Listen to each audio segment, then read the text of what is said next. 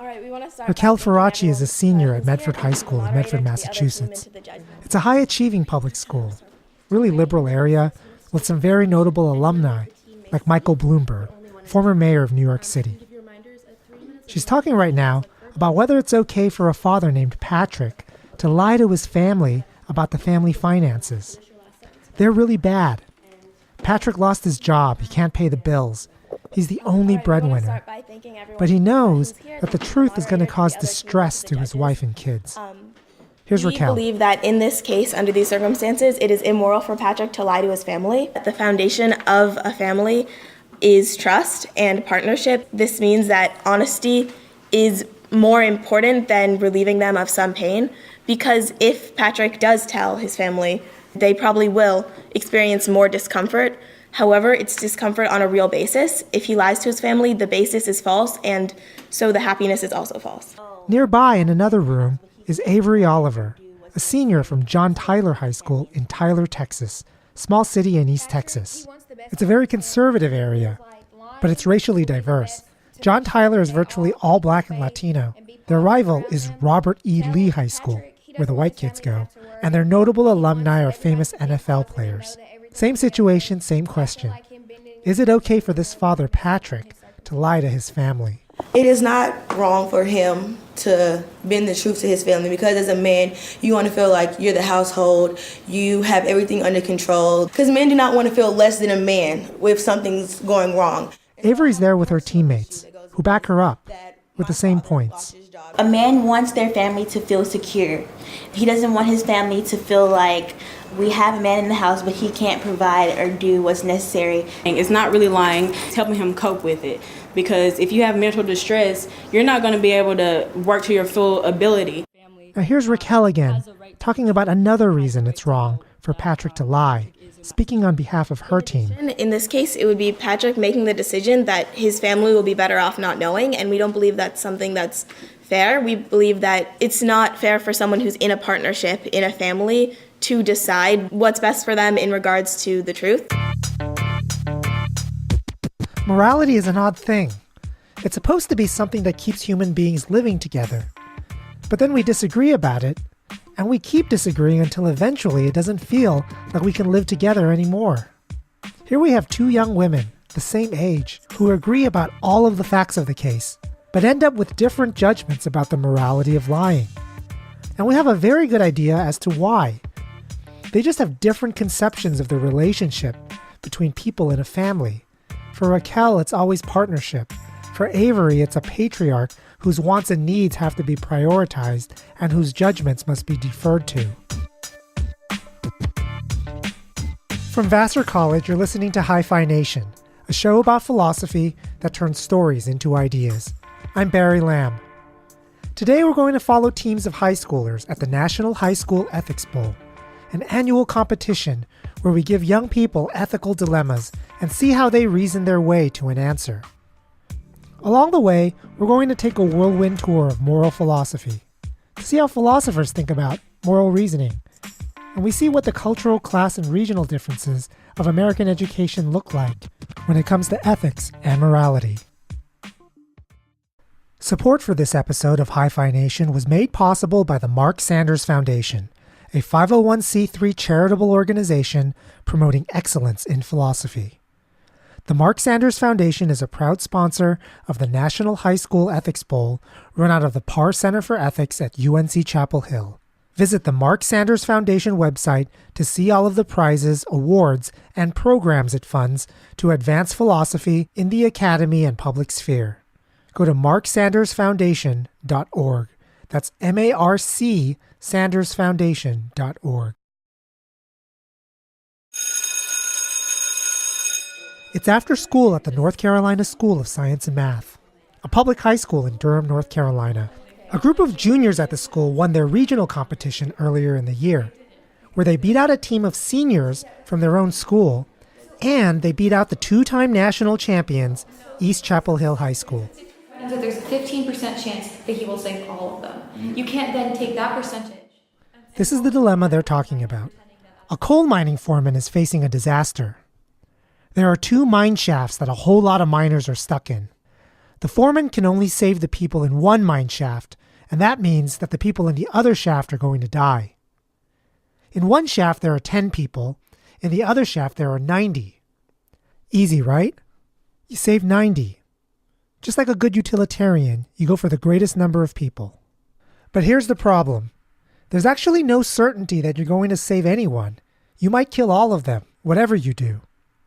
If you try saving the 10 people, you've got a really good chance of succeeding, but you're guaranteeing the other 90 will die. If you try and save 90 people, you've got a very low chance of succeeding. But if you do succeed, all 90 live. Only the 10 in the other mine shaft will die. So that's the dilemma. See, I would pick the smaller one because the way I see it, if I save the smaller shaft of miners, 90 miners will end up dying and I didn't do anything to stop it. But if I try to save the 90 miners and then because there was such a low probability of then all 100 miners would end up dying. And so I can feel pretty confident in saving the 10 miners. Well, I think this is a good example of where someone's concern about their own welfare and how they're going to feel and how other people are going to treat them is going to dominate some people's thinking. I decided to sit down with a professional ethicist, the philosopher Walter Sinnott-Armstrong at Duke University, to talk through some of the cases that the students ended up discussing in the competition. Walter is also very much a utilitarian in his leanings, which means he thinks that doing the action that provides the greatest benefit to the greatest number of people over the long term is what morality requires. If you think, well, if I go with saving the smaller number and the higher certainty, then there's a 90% chance, is that right? 90% chance of success in the small shaft. I will be praised for saving these lives. I'm going to feel good. And I'm not going to get blamed for not saving the others because I can always say, well, there was very little chance they would have been saved anyway. And so you as a person, after doing that act, are going to be in a much better situation. So if that's what you're concerned about, then that's the way to go. But if you think about it another way, you say, well, what should we tell people to do in the future? I don't know which shaft I'm going to be in. If you want to increase your probability of being saved, then you should go with the smaller chance of saving the miners, the larger number of miners. So notice one perspective on this problem is the kind of self-personal perspective. What's going to be like for me if I make this decision and how people are going to criticize me and how am I going to get along? And the other is, what would I want society to be set up like if I'm impartial and don't know which shaft I'm in? And it seems to me the moral perspective is the second perspective.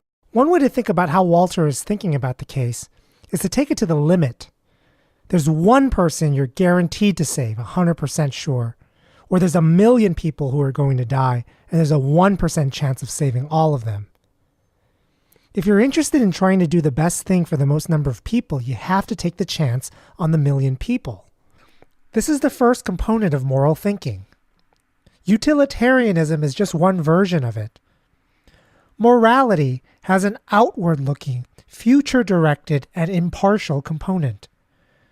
You look at the people in the world potentially affected by an action or a policy, and you try and determine the best possible future for all people, not taking into consideration how you and your loved ones will personally be affected. On this view, morality dictates that you should make any necessary sacrifices to get what is best for all. On a beautiful spring day in North Carolina, high school students from around the country are converging on the campus of UNC Chapel Hill, including the team from North Carolina School of Science and Math. My name's Cordelia Gilligan. I'm Elise Gilliam. I'm Tyler Edwards. I'm Eli Hardwig from the NC School of Science and Math. So it got really intense for the past 2 or 3 weeks. Pretty much every single night we would meet for 2 hours from 8:30 to 10:30. Then after that we would meet from 11 till 1 in the morning and just kind of flesh out our case ideas. And we do yoga at the start of every round, and we also do these things called cinnamon rolls. The national competition is a sea of contrasts. Wealthy boarding schools versus urban public schools. All boys schools versus all girls schools. All white teams and all black teams. They make for interesting matchups and contrasts in moral thinking across class, racial, and regional lines. My name is Kiara, and I'm from Heron High School. Heron High School is taking the weird kids from every clique in every high school you've ever been to and compiling them into one school where they're allowed to dye their hair. Heron High School is a classical liberal arts charter school in Indianapolis. It's what Plato and Aristotle would have created in modern-day America. Students read the classics, study art history, mathematics, philosophy. Teachers use the Socratic method. We're really weird. We're like the Portland of our city. I'm Sophie Hutner. I'm a junior at Kemp Place School in Summit, New Jersey.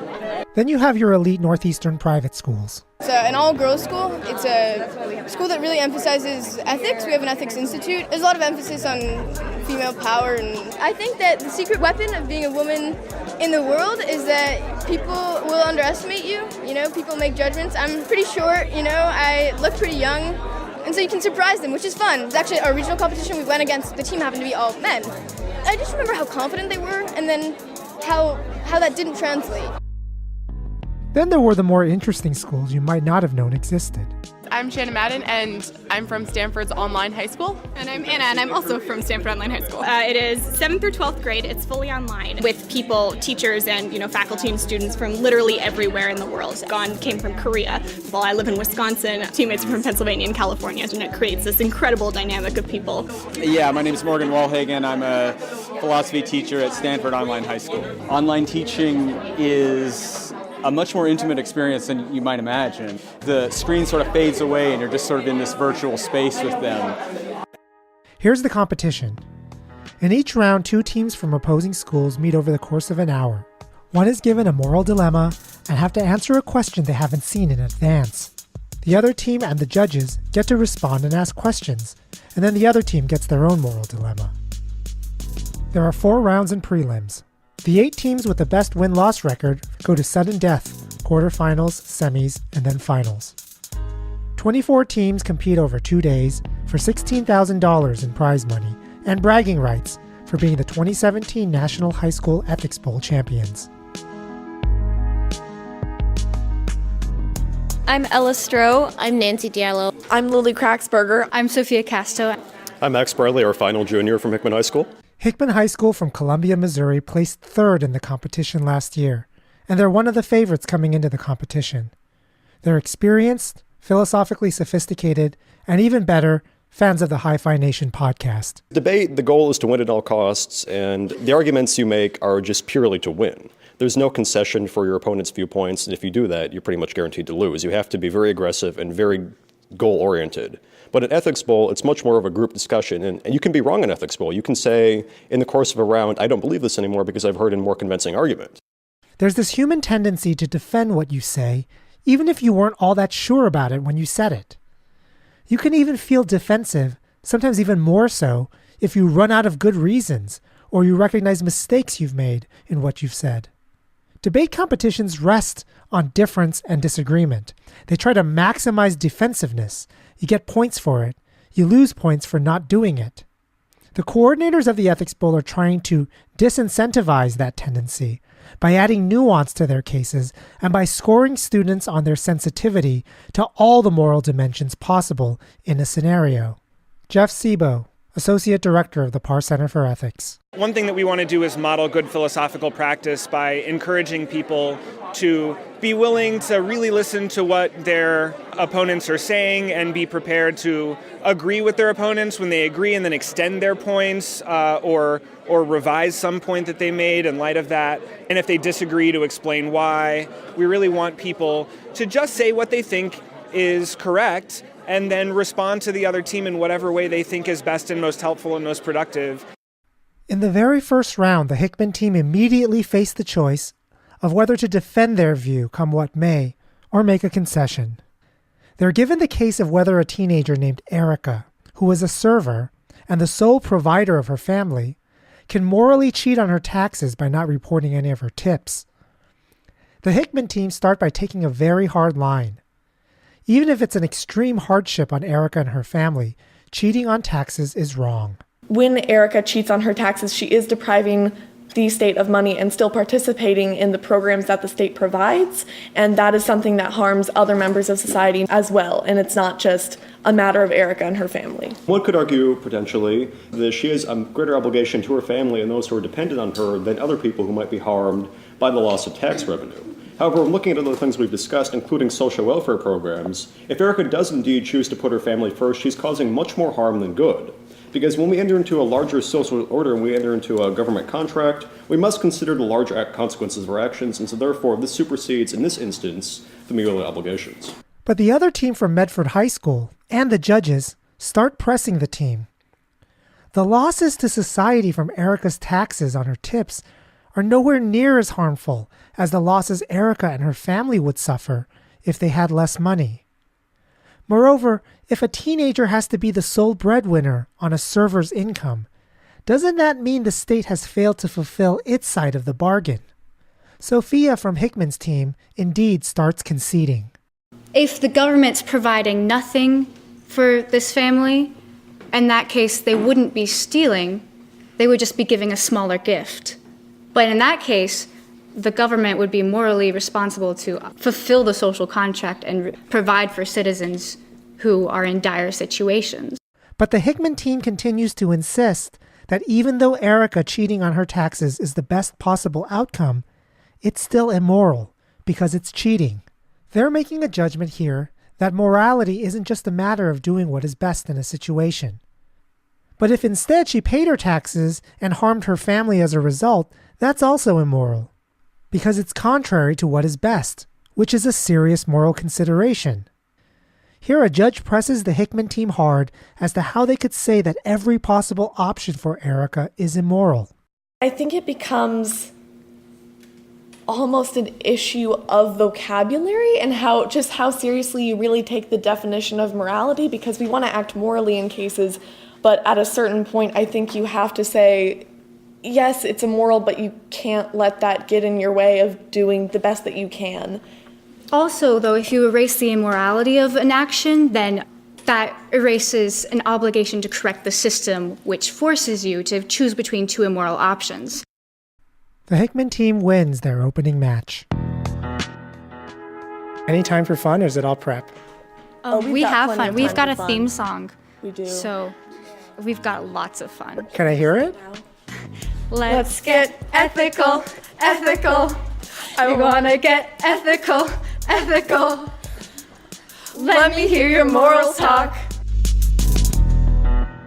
Amidst all the different ways high school kids come into contact with moral philosophy, ethics institutes at wealthy private schools, classical liberal arts charter schools, video conferencing from home with philosophy professors, there are also humbler ways. I'm Michaela Wallace. My name's Zoe Wolf. My name is Ashley Highland. My name is Gina Gunter. Yeah, we're from Wayne Memorial. We live around Detroit, so we're very used to interacting with all kinds of people. We were personally surprised. We actually beat the team that came to nationals last year. Tears in our eyes after that happened because we were the underdogs. That was only our second year as a school competing. Our coach from U of M, she was like, our goal is to get you guys to the second day. We started progressing and progressing and progressing, and when we got to that final round, I think that was just a big moment for us. We speak from experience as low-income individuals. We speak from experience as people with drug addicts in our family and in our communities. A lot of these cases are on people who are struggling. So I think when you come from that same struggle, you're like, I make these ethical decisions on a daily basis. And when we incorporate more people from our community into that thought process, they'll realize that they're actually very philosophical, and you don't have to be an intellectual to speak in that way. You face it every day. The Wayne Memorial team got their chance to shine in round 2 against Hickman High. The case was about a pacifist named Lisa. Lisa's a recent college grad where the only job available to her is at a company that makes a kind of lethal weapon for war. The thing is, Lisa has every reason to believe that someone else who takes this position will probably end up increasing death and destruction. It takes a certain kind of care and skill to make such weapons more precise and less deadly, which she can do because she actually cares about minimizing killing and violence. This case is a version of the scenario where people have to decide whether they should work for causes, institutions, or administrations that they believe are immoral, but they know that they would help to minimize the potential harm of those institutions from the inside. The question is, how should she feel about taking the job? Here's what Walter, our professional ethicist, thinks about the case. If she really can, by working from the inside, lead to a lower level of killing in the world, then as a pacifist, I would think she ought to be happy with that. And here's the Wayne Memorial team. We believe that Lisa should feel somewhat guilty about taking this job, but at the same time, she should be feeling accountable for influencing this company and this job that she's taking on. What we mean by feeling accountable is that she should feel accountable to serve those principles as best as she can while she's in that job, rather than because she's in this job that she feels violates her principles in some way, she should just forget her principles and then do whatever. I think you can still hold those personal principles while also doing something you might not agree with. And an example of that could possibly be with animal rights. If you're a firm animal rights believer, you don't believe in animal agriculture or animal testing, however, you're in a very low income circumstance and you're kind of stuck there, so you can't afford to eat vegetarian or vegan, then you can still uphold those personal principles while also taking part in something that you don't agree with. These kinds of scenarios are one kind of test for an impartial, forward-looking morality of doing what is best. The Wayne Memorial team is holding the line for utilitarianism, as is Walter. But there's a competing idea. That idea is that we have obligations that are independent of doing what is best for the world. Obligations such as not engaging in violence. Aren't there some principles that we're prohibited from violating, even if it is for the best, if we violated them? Well, I just think moral purity is going to benefit you personally. You get to have clean hands. You get to be pure. But if the cost of your purity, in the case of Lisa, might be hundreds or thousands of people dying, or chemical weapons being used and biological weapons being used, well, purity is fine. You know, you can feel better about yourself, and that really does count for something. But I don't think it counts for hundreds or thousands of lives. And so if you are arguing on the basis of moral purity, you have to remember that other people are paying the price for your moral purity. The true utilitarian considers abiding by principles and the cost of violating them as just one consideration that has to be balanced against others. But there are other ways of viewing the role of principles and their violation. One view is that the true moral principles are ones that you just can't violate. Violating them makes something so wrong that no amount of good can right that kind of wrong. If Lisa were literally choosing between allowing a careless hitman to shoot up a party and kill lots of people, or she herself could instead take his place and kill just one person with perfect accuracy, it's natural to think that Lisa herself is a murderer if she does the killing, even if she does it to prevent further deaths. Maybe Lisa shouldn't take the job, because it's akin to doing the killing herself. Isn't it wrong to be a conscientious and careful hitman, even if you're taking away work from careless and destructive hitmen?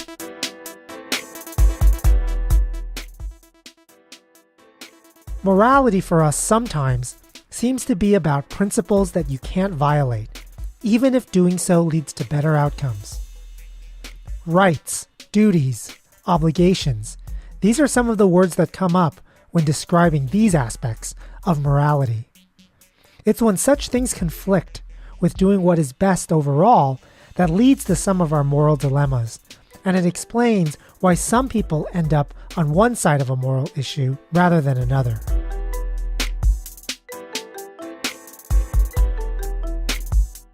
For round 3, this is case number 2, contributing to overpopulation, and the question is it reasonable to blame those who have children for harms caused by those children or their descendants? Back to the team from Tyler, Texas. It is not morally permissible to blame those who have children for harms caused by those children of these descendants. This is an inalienable right to have kids, and putting a limit is like playing God. If we restrict those options of how many children you can have, that turns the world into a whole dictatorship, such as like they do in foreign countries where they regulate how many children you can have. And if this was to come in effect, can you imagine what else they may try to put limits on? Putting restrictions on how many children someone can have, that's kind of like, abortion. If it's meant for that child to be in this world, then that child should be able to be born. People were put on this earth for reasons. Philosopher Geoff Sayre-McCord, a judge in this round. The Tyler team was amazingly poised.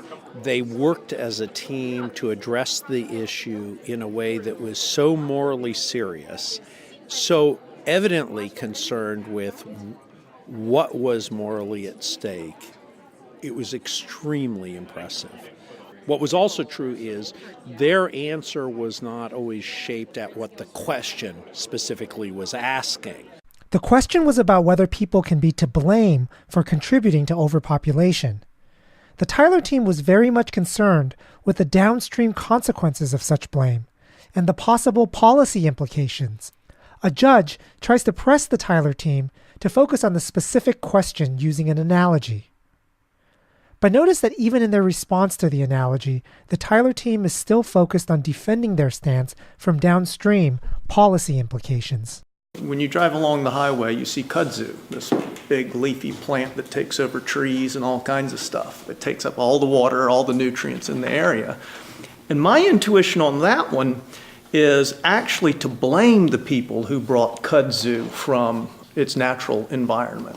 What would be your response to that parallel? Well, although it is taking up space, it's offering oxygen. Babies aren't just coming here and just saying, oh, we're just going to be little babies and we're not going to grow up to do something and actually help. They're actually growing up and they're actually contributing, as we may not know it or not, but our population and the people in it, they do contribute to why this world is still here.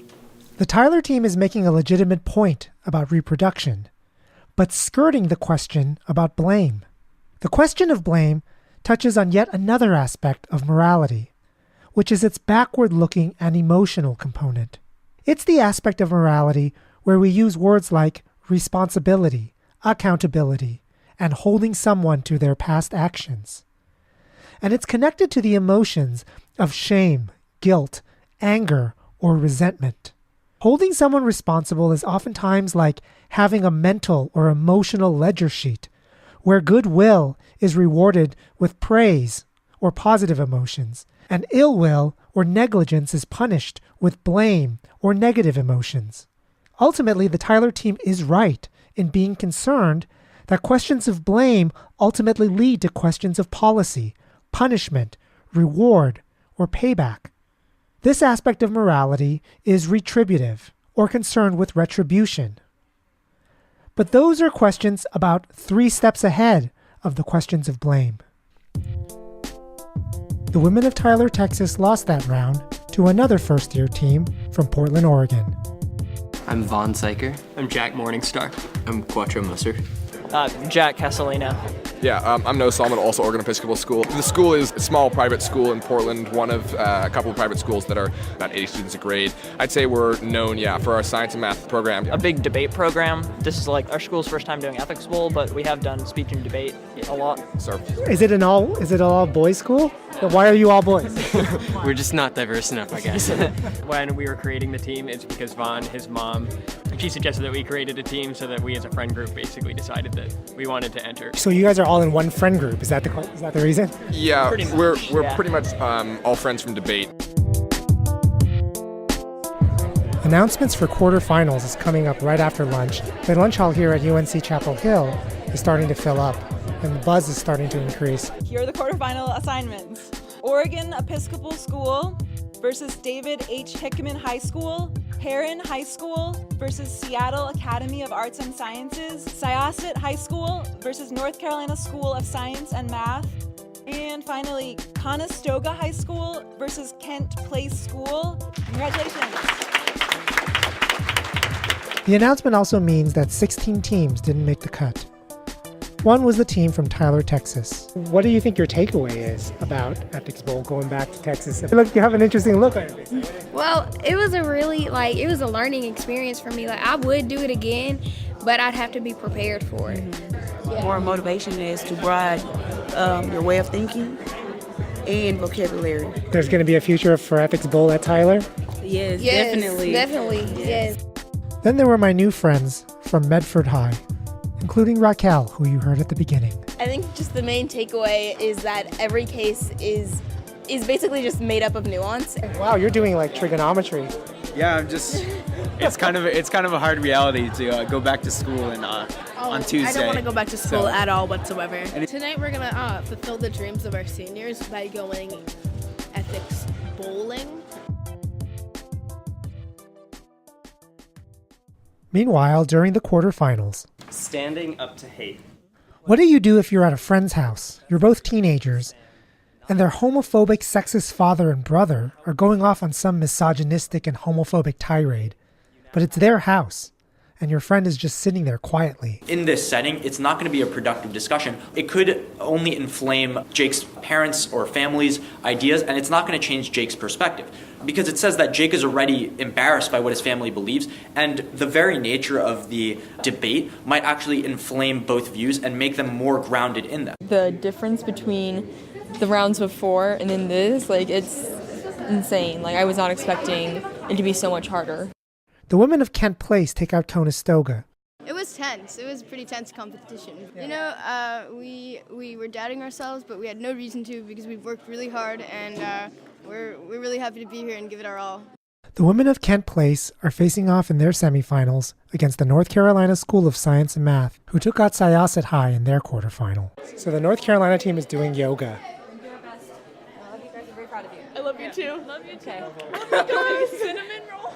In the last quarterfinal, the team that likes to get ethical, David Hickman High School, gets taken out by the Brothers of Debate from the Oregon Episcopal School. It was a really close round. With one of the judges, we lost by 2 points. With another one, we lost by 1, and then another was tied. So it was really close. So it's disappointing, but we feel really good about how we performed at the same time. Yeah. Sophia from Hickman High at least got to do some book shopping.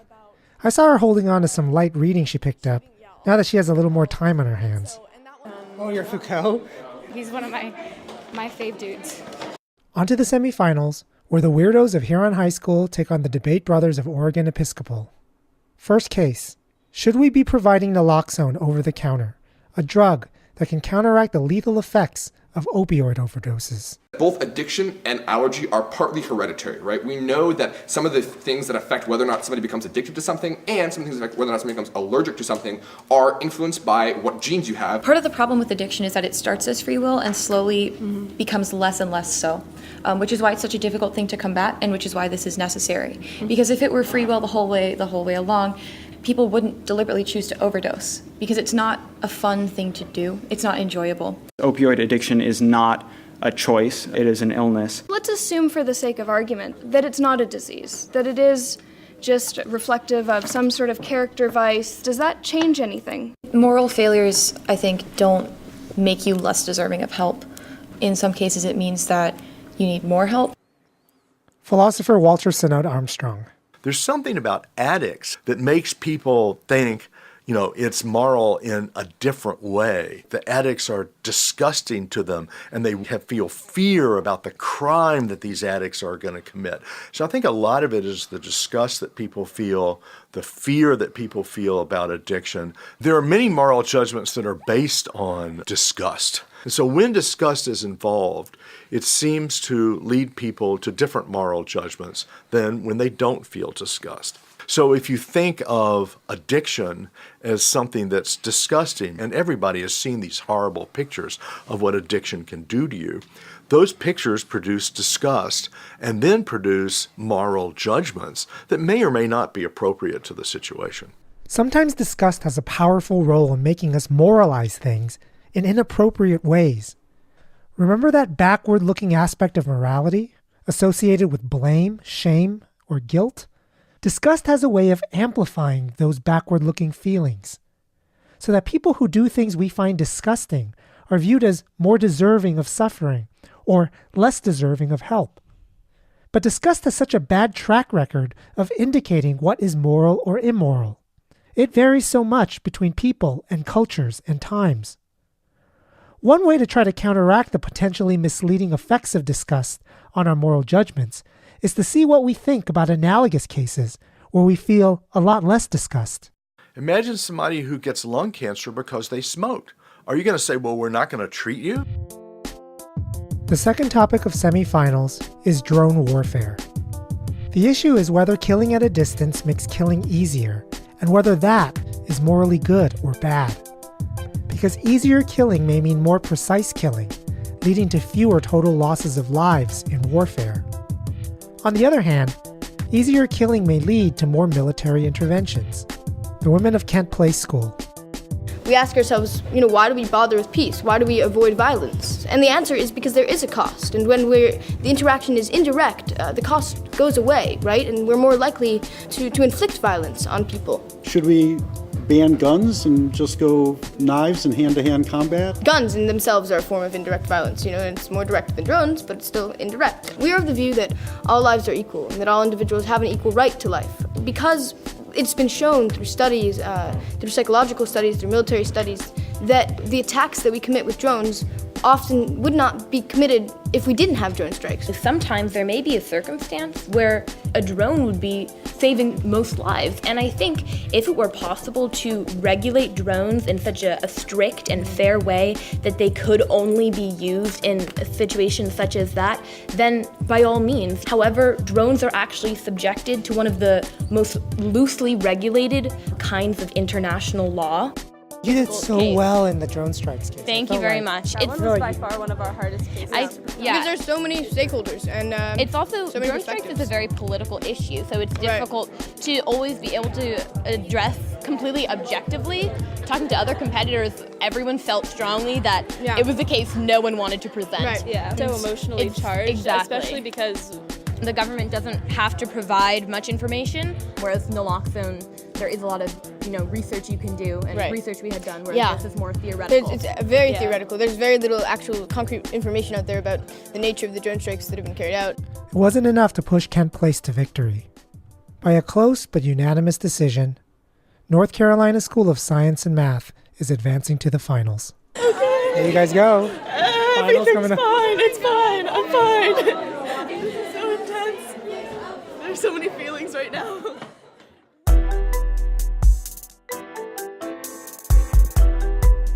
Welcome to the championship round of the National High School Ethics Bowl. This match is between North Carolina Science and Math, and I promised them I would get their name right, Oregon Episcopal. It's standing room only in the final round. Oregon Episcopal wins the coin toss and decides to go first. Here's their case. A girl named Charlotte is graduating from an Ivy League school and has secured a lucrative job in finance. She comes from a family where the dad has not been in her life, and her mother more or less stopped parenting when Charlotte was in high school. Her mother is financially irresponsible, emotionally unstable, and neglectful. And so Charlotte's grandparents have taken care of her and have supported Charlotte's mother. As Charlotte's grandparents age, though, they're less able to support Charlotte's mother financially, and they've asked Charlotte to do so, even though Charlotte's only about to begin working and making a life for herself. The question the Oregon Episcopal team is supposed to answer is this. If Charlotte refuses to help her mother, what does this show about her character? We think that, it would be a valiant decision to support her mother in this instance. We don't think it's necessarily required of her. Your obligation to support your parents comes in part because of the resources that you gain from them. There really is no moral obligation beyond the arbitrary claim that it's blood, so you have to protect them. We don't think there's really any merit to this claim. The Oregon Episcopal team's position here presumes that family obligations arise from reciprocity, kind of like the kind that arises from contracts. We agree that you do this for me and I will do this for you. If you don't do this for me, you've broken your side of the agreement, and that releases me from my obligation. And given that I have no obligation, I do nothing wrong by failing to provide you with benefits. It's another aspect of moral reasoning called contractualist reasoning, where we model moral obligations on contracts of reciprocity. The Oregon team also gives another kind of consideration. Charlotte's mom brought this on herself to a certain degree, so we probably shouldn't be rewarding her for a behavior that is negatively impacting those around her. The Oregon team here is reasoning with concepts like desert and reward. It's a kind of thinking that says that immoral behavior shouldn't be repaid with virtuous behavior. People in some way are deserving or undeserving of help based on past actions. This is a prominent form of moral reasoning. It's called retributive reasoning. It's connected to blame, and it's also troublesome to some people. I looked over at the Wayne Memorial team in the audience and noticed some of them wincing. I saw some faces over here. What's going on? I just personally believe that if you have the means to help somebody, that you should. And I don't think the obligation is towards the mother, but just an individual in general. Yeah, I think also in general, coming from our experience with being more low income and interacting with these people, we're also very much so giving in that way. We think it's less about her obligation to her mother and more about her obligation to people if she has the ability to help them. That never came up. Yeah, I know. I was really surprised That's about what that. we really focused on for this case. Yeah, that was It our just really central claim, so I think that shows a little difference in thought and culture there. The Wayne Memorial team is prioritizing forward-looking impartiality. The Oregon Episcopal School is looking at contracts, reciprocity, blame, and desert. There's one final way of thinking about Charlotte, which the people who crafted the question must have had in mind. The question is, what does it show about Charlotte's character that she refuses to help her mother? The study of character and the role it plays in morality is the oldest form of moral theory in the Western tradition, going back to Plato and Aristotle. We call it virtue ethics. Virtue ethics seeks out ideal models of virtue, how we would characterize what we think are the most virtuous character traits, and what would the most virtuous person do in a particular circumstance. I can't help but see Charlotte's refusal to help her mother as showing something well short of virtue. It's a little selfish.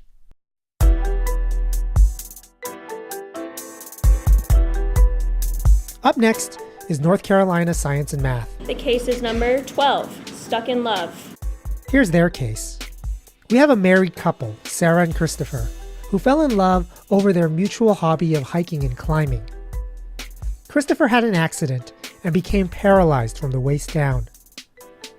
He's recovered to a point that he's no longer dependent on Sarah for everyday activities, but he'll never hike or climb again.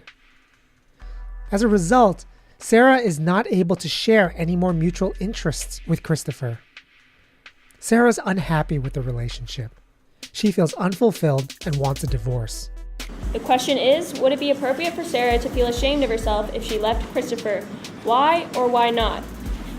It's clear from the get-go that the North Carolina team is out to defend Sarah's decision. I think it's important to note that his accident is not the reason that she's leaving. Because if she were to leave based on the accident, that would be a problem because she would be saying, this is a disabled person with whom I no longer want to be in a relationship. Rather, this is a person who has changed since the beginning of our relationship, and I feel that we might grow apart, and I don't want to commit to a relationship which is changing in ways I don't like. In this case, Sarah is divorcing Christopher because they no longer have a shared interest. Sarah does not have an obligation to stay in a relationship which she is not wholeheartedly in because it's disrespectful to the relationship and therefore to Christopher. If she were to stay in this relationship out of her guilt and her shame, it would be a relationship mostly of pity, which is something that many people with disabilities find insulting, and many people find insulting in general. Both of the questions in this round really aren't about what someone should do. They're asking whether a person would be a good person or a bad person, or should feel ashamed if they go on and do something. There's a large part of morality that seems to be like this. A lot of the times, it's less about the outcomes and more about the states of mind of a person who's doing something. And it seems very important to us to characterize that state of mind. One characterization of Sarah makes her blameless.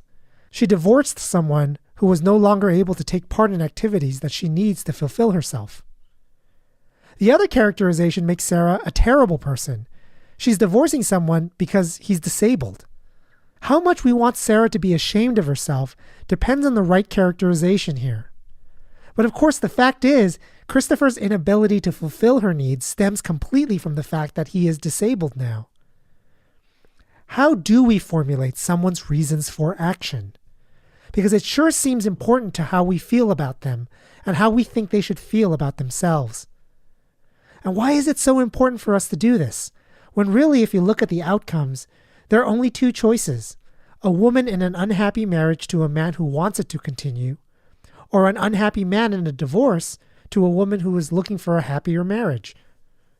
And there's another variable here, which is, what's the morality of breaking oaths of marriage in the first place? There's an exchange between the two teams on this topic. My question is, what about the promise? She had made a vow to stay with him through sickness and in health.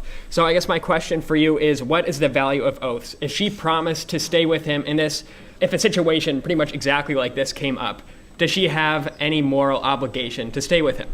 I think what we can see is that a lot of times, in terms of its social role, wedding vows are more of a performance than a contract. They serve as an expression of love, and a very potent one. This expression of love need not be assumed to be eternal or infinite. At the end of the round, the judges are calculating their scores. Since being in Ethics Bowl, I've developed an interest more in the humanities that I never had been able to foster before. It completely changed my views of what I want to do in the future. I actually changed my research topic completely to be medical ethics. I've really learned to be thankful when someone points out a hole in my argument, because then now I know I'm wrong, so I have the opportunity to be right. And so that's been the greatest thing I've learned from Ethics Bowl. Not feeling defensive or it makes me less as a person, but being oh great, now I have the opportunity to think, and maybe we'll together come up with something even better. Please announce your scores. My score is Oregon 57, North Carolina Science and Math 56. And my score is Oregon Episcopal 49, North Carolina Science and Math 54.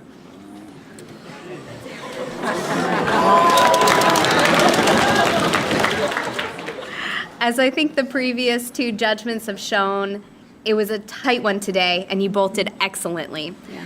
I have Oregon Episcopal with 53. I have North Carolina Science and Math with 55.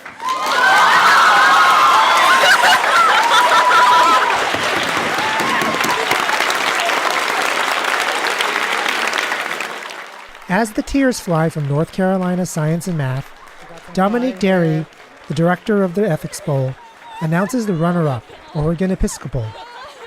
The third place team. Kent Place School, are they in the house? And the fourth place team. Heron High School. There was one more award to be offered after the finals. And that was the Spirit of the Ethics Bowl Award, where all of the teams voted on the one team that most exemplified the spirit of the Ethics Bowl. And the winner is Wayne Memorial High School. We did that! Thank you! Thank you so much!